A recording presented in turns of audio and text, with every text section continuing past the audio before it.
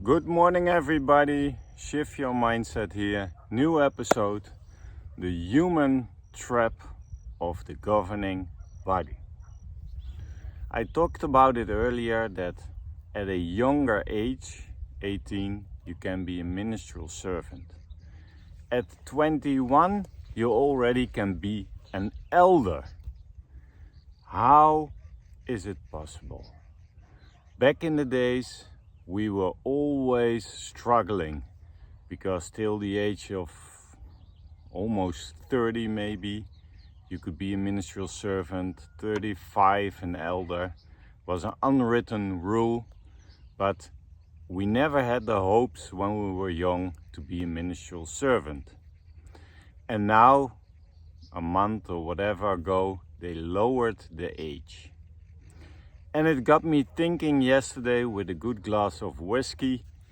I always get ideas, and I was thinking about it, and I thought, why would the governing body do that? They are getting more and more mainstream.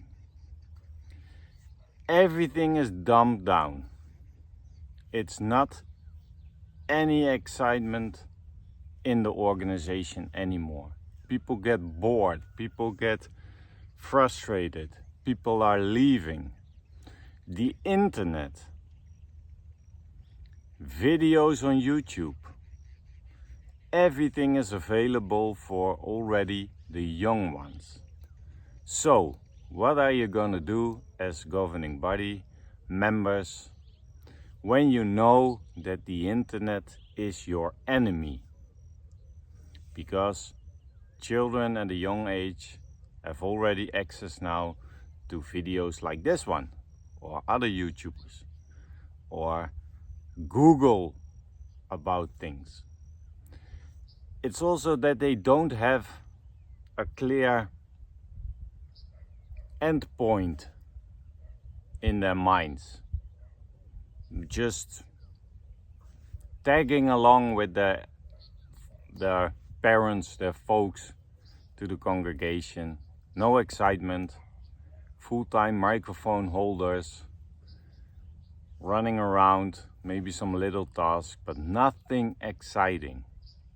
But with the internet, and the average young people isn't a strong believer anymore from the raising up by his parents. And they lowered that age requirement in order to trap young people.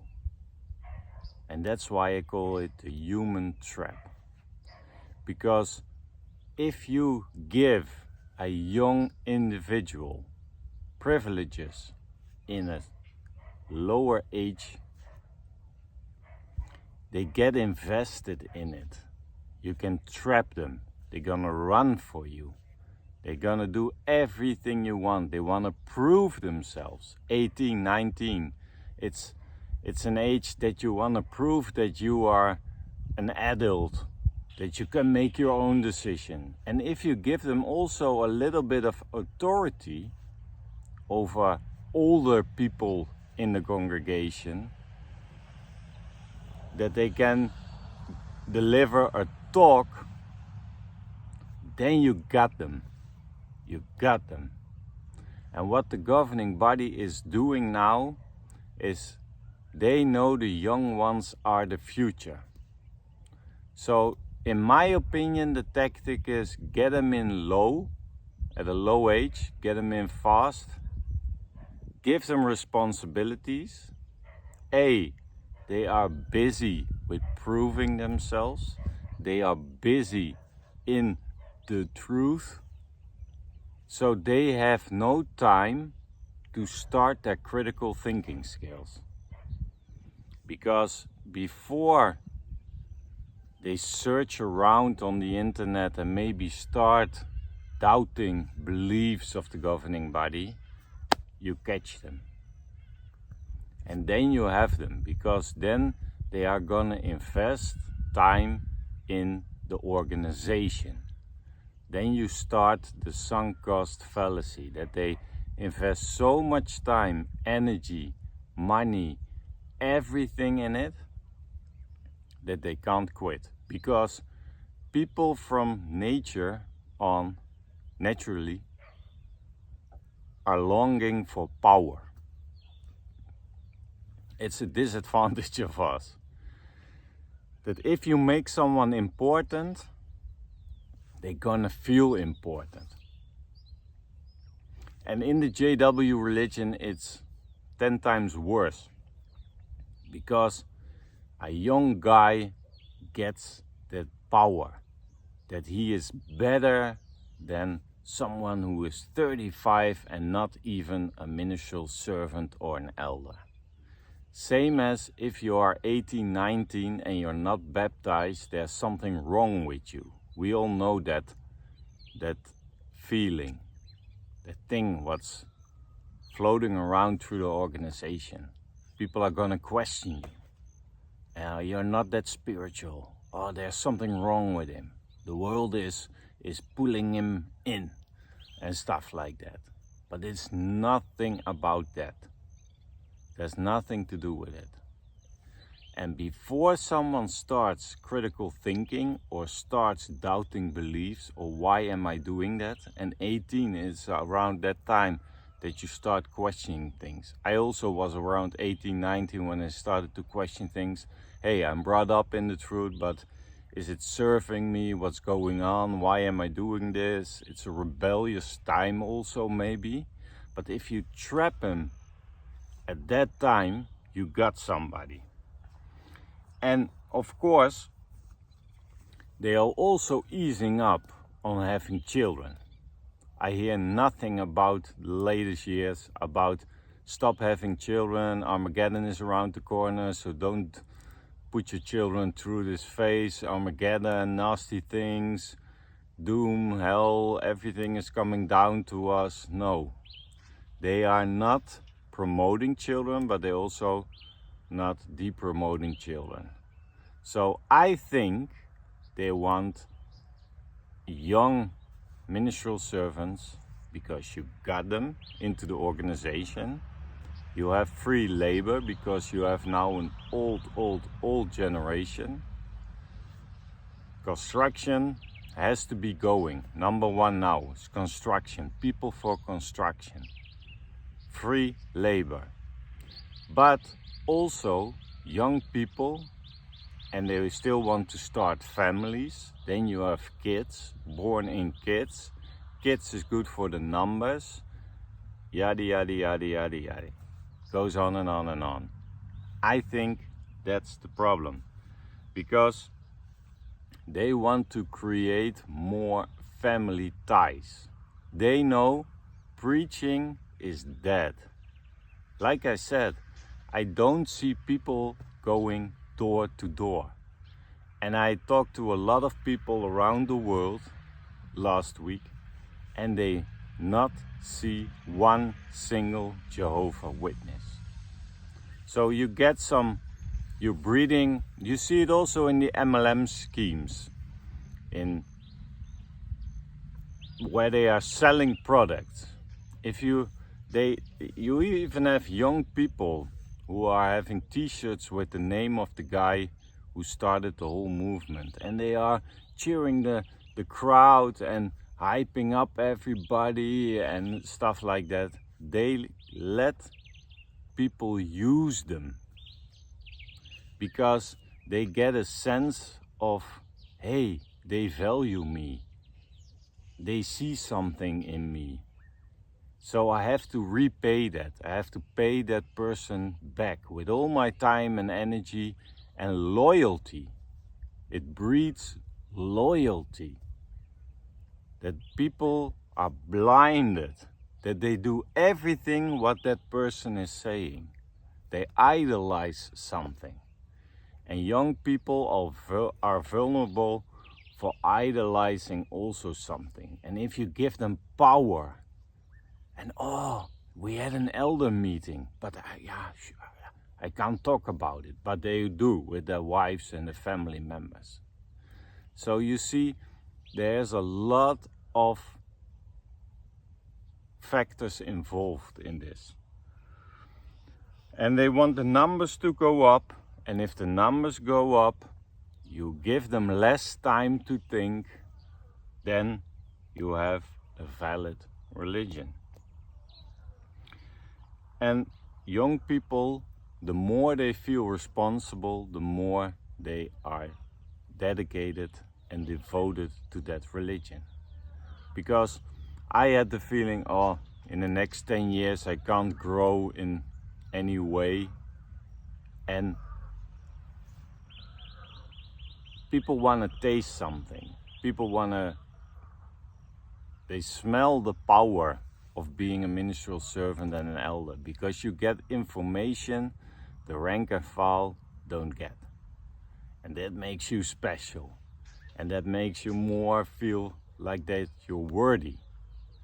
And that you have a say in how it's going in the congregation. And because you have a pitiful life where everything goes wrong and you don't have a say in anything, and maybe you are a window washer, and window washer Willie suddenly can get a promotion in that religion, a promotion he can't get in real life, because that's it. This, where I am now, this is real life, and we all equal. But in the organization, there's no equality, none.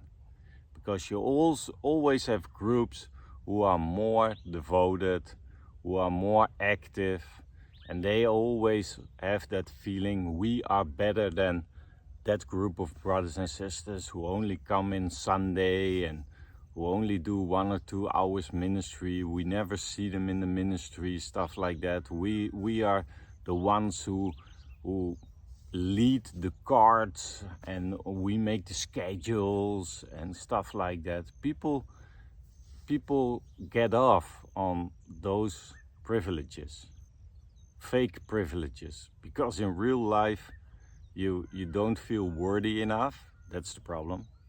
We don't feel worthy enough in the outside world. We are encouraged to have low-life jobs. We have no education, so you're feeling less worthy in real life because you blew every chance you got in life. You could do more in school. You could do more in your job. You didn't want that promotion because you were scared that it would conflict with the congregation times and your personal study and all that things. But deep down inside, you want that because you want the recognition for the work you do. And money is also an energy. It's the same as a compliment in a different form of energy. It's a transaction. Taking money, giving money, it's just energy. It's nothing special about it. But in the truth, money is made very special. Only not because you have to donate. But that's another story. So if you trap them young to hold that carrot and the stick, oh, you can go to Bethel and you can make a real difference in life. People take the bait and they fell into the trap. Even if you have a little bit of doubts already when you are 17, 18, if someone comes to you and gives you a promotion in the religion, you think it's safe for you to take because this is for a good cause. In real life,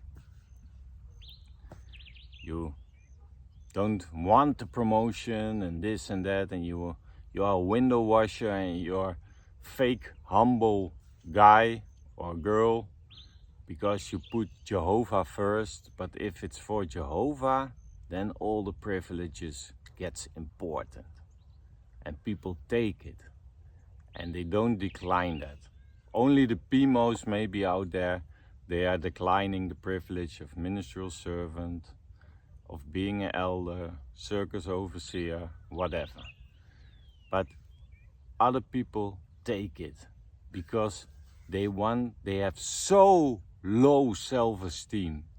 They are so unworthy deep down inside. And instead of going to that feeling, and why am I feeling unworthy, and why do I feel such a low self-esteem, to research that, to turn that around and personally grow.